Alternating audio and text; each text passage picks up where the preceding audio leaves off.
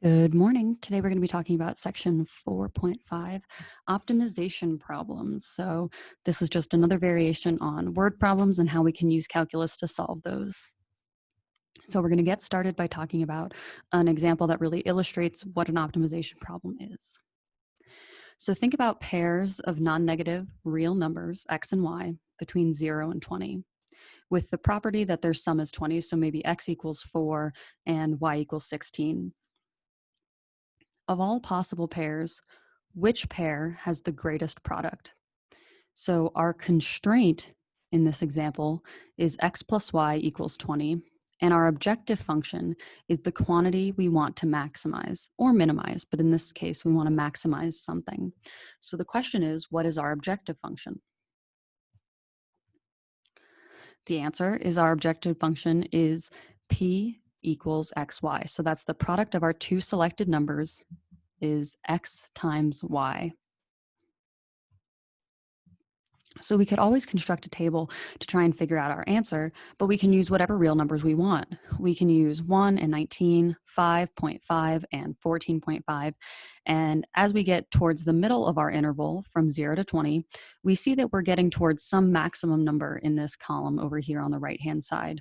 What that is, maybe you already know, maybe you don't. But if you don't know, or if you do know, we're going to try and solve this using calculus instead, because at some point, it's going to become too cumbersome. The numbers are going to become too large. There's going to be too many variables for us to try and do this using a table.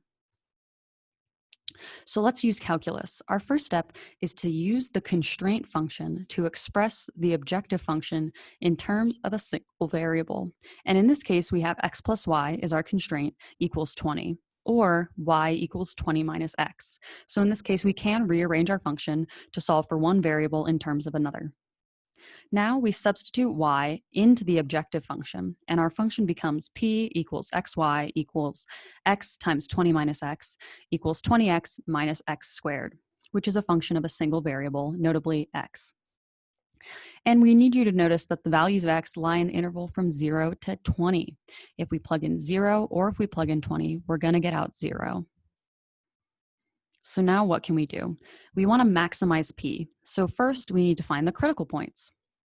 So first, we solve the first derivative of p, which is p prime equals 20 minus 2x equals 0. And we obtain the solution x equals 10. Maybe this is a surprise to you. Maybe this isn't a surprise to you. Either way, x equals 10. And now to find the absolute maximum values of p on the interval 0 to 20, we check the endpoints and the critical points. Because p of 0 and p of 20 both equal 0, and p of 10 equals 100, we conclude that p has its absolute maximum value at x equals 10. And that maximum value is 100. So x equals 10 and y equals 10. And that's kind of how an optimization problem might go. So let's look at one more example. A rancher has 400 feet of fence for constructing a rectangular corral for his animals. On one side of the corral, there will be a barn, and it requires no fence. 3 exterior fences and 2 interior fences partition the corral into 3 rectangular regions.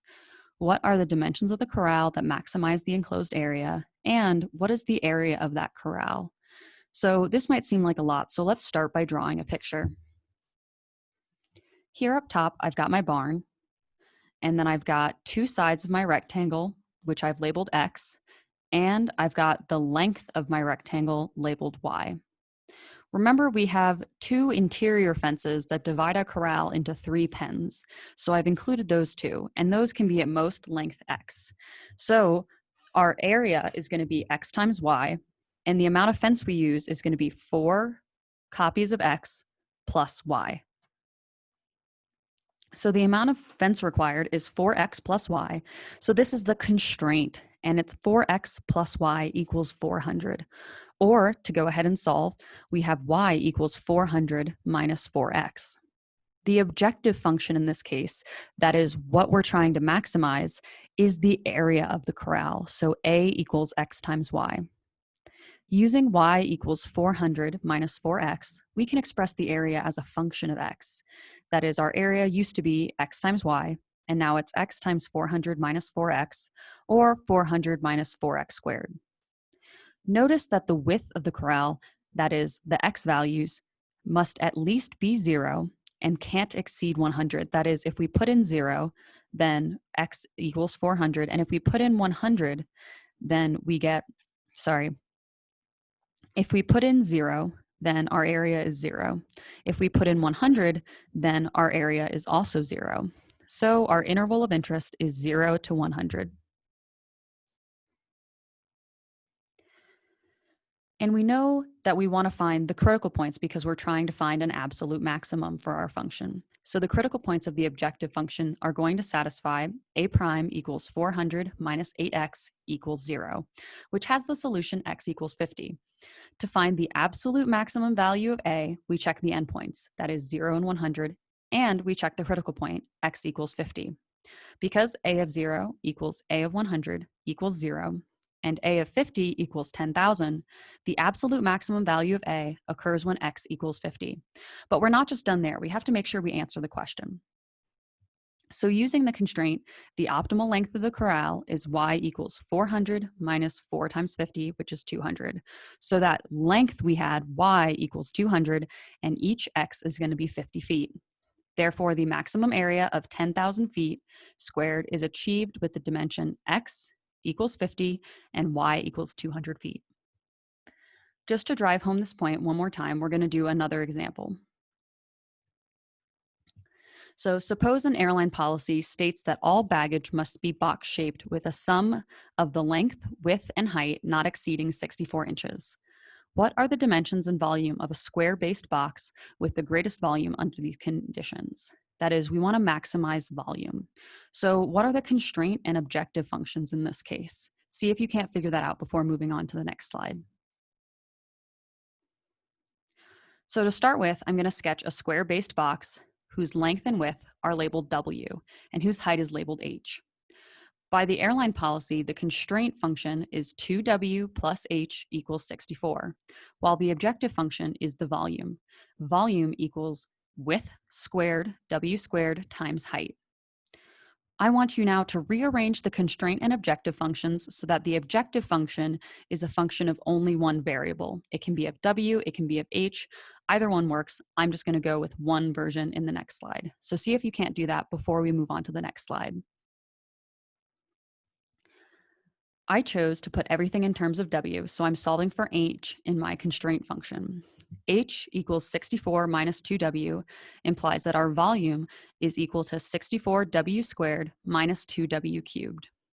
And notice that W has to be non-negative. We can't have a negative width, right? And our width can't exceed 32. Otherwise, we get width plus width plus width equals, width plus width equals 32 plus 32 equals 64, which means we've already broken our constraint function. So the domain of V is 0 to W to 32. That's our interval of interest. So see if you can't find the equation that the critical points must satisfy, and then find the critical points before moving on to the next slide. The critical points must satisfy the first derivative of the volume, that is, V prime equals 128W minus 6W squared. And we can factor this to make it a little easier to find the critical points. It becomes 2W times 64 minus 3W equals 0. And this function has roots at W equals 0 and W equals 64 divided by 3. By the first derivative test, W equals 64 over 3 is a local maximum. And we know at the endpoints, V equals 0 and V equals 32,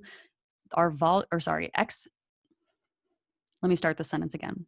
We know at the endpoints, that is W equals 0 and W equals 32, our volume is equal to 0. Therefore, the volume function has an absolute maximum of 9,709 inches cubed when the width is 1/3 of 64 inches. So that means that the dimensions of an optimal box are W equals H, not X, H equals 64 inches divided by 3. That is to say the optimal box is a cube. So what's the procedure look like for solving an optimization problem? Step 1 is identify the objective function and write it in terms of variables of the problem. The real step 1, so step 0 maybe, is drawing a picture to help you understand exactly what you're trying to solve for. And then step 1, identify the objective function and write it in terms of the variables of the problem. Step 2 is identify the constraint function. Maybe there's more than one, and write them in terms of the variables of the problem. Step 3, use our constraint functions to eliminate all but one independent variable in the objective function. We want our objective function to just be a function of one variable. Step 4, determine the interval of interest of our variable. Step 5, find the absolute minimum or maximum values in the objective function on the interval of interest. And fake step 6 is making sure that you're answering the question. Is it asking about the total area? Is it asking about when the area is maximal? Is it asking about when the area is minimal? Who knows? But make sure you're answering the question. And that's going to be it from this video.